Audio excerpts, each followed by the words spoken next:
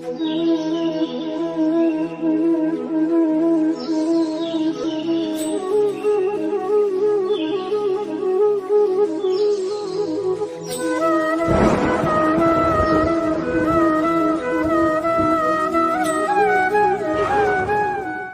श्री कृष्ण। असत्य पर सत्य की विजय का पर्व विजयदशमी आप सभी लोगों ने बड़े हर्षोल्लास के साथ मनाया होगा। मैं आप सबको ले चलती हूँ समुद्र पार लंका के तट पर, जहाँ राम अपनी वानर सेना के साथ रावण से युद्ध करने चले हैं। वाल्मीकि रामायण के अनुसार राम और रावण सेना का युद्ध करीब 84 दिन चला। कहते हैं जब रावण की सेना के सभी बड़े योद्धा खेत रहे तो रावण खुद युद्ध करने आया। जब रावण ने युद्ध के मैदान में कदम रखा तो उसने घमासान युद्ध किया। शाम हो चली, युद्ध समाप्त हुआ तो राक्षसों की सेना में जबरदस्त उत्साह था और भालू और बानरों की सेना में बड़ी खिन्नता थी। बड़े परेशान थे, बुरी तरह घायल थे, जख्मी थे। पूरी सेना परेशान थी क्योंकि रावण ने घमासान युद्ध करके पूरी सेना को छिन्न भिन्न कर दिया था। सुग्रीव मूर्छित थे, लक्ष्मण जी मूर्छित थे, क्योंकि रावण को महाशक्ति का वरदान मिला हुआ था और आज राम जी का कोई भी शस्त्र रावण के आगे सफल नहीं हो पा रहा था। सब शस्त्र विफल हो रहे थे। रावण आदि शक्ति के वरदान से गौरवान्वित था और राम निराशा और विषाद के सागर में गोते लगा रहे थे। रह रहकर जनक वाटिका वाली सीता जी की याद आ रही थी।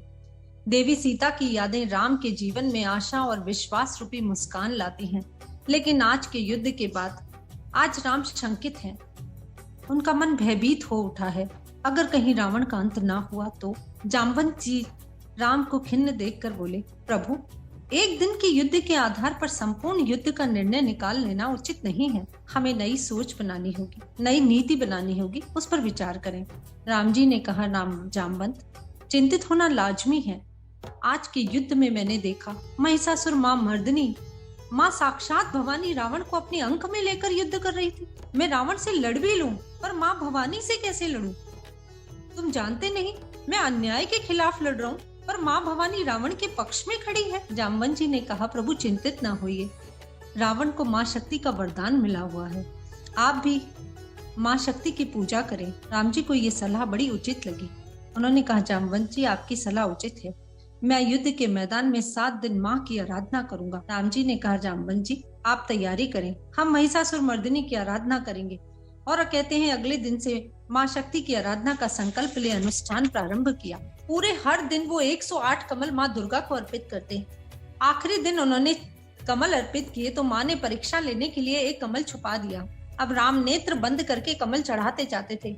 अचानक राम ने महसूस किया कि माला का एक बीज मंत्र बाकी है, लेकिन थाली में कमल नहीं है, यानी पूजा अधूरी रह जाएगी, संकल्प पूरा नहीं होगा।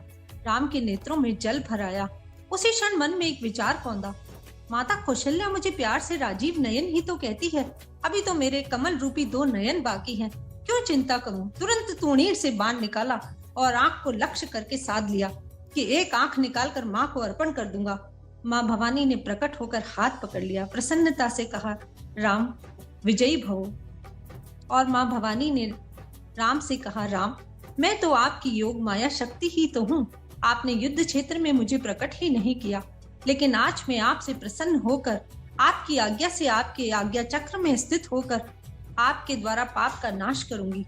आप अभय हो जाइए और संपूर्ण वानर सेना भी अभय हो जाए। आप सभी जानते हैं विजयदशमी के दिन राम ने रावण की नाभि में बाण मारकर उसका अंत कर दिया।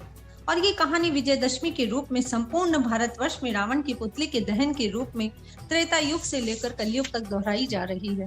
लेकिन एक दिन माँ भगवती सीता को राम जी ने बताया, सीता मैं विजयदशमी के उपलक्ष्य में तुम्हें एक रहस्य बताता हूँ। अगर हनुमान जी ना होते तो मैं शक्ति को प्रसन्न करके भी रावण से नहीं जीत सकता था। अब क्या रहस्य भगवान राम ने हनुमान जी को बताया था, उसके लिए आप लोग इंतजार करें। जय श्री कृष्णा। राम सिया राम सिया राम।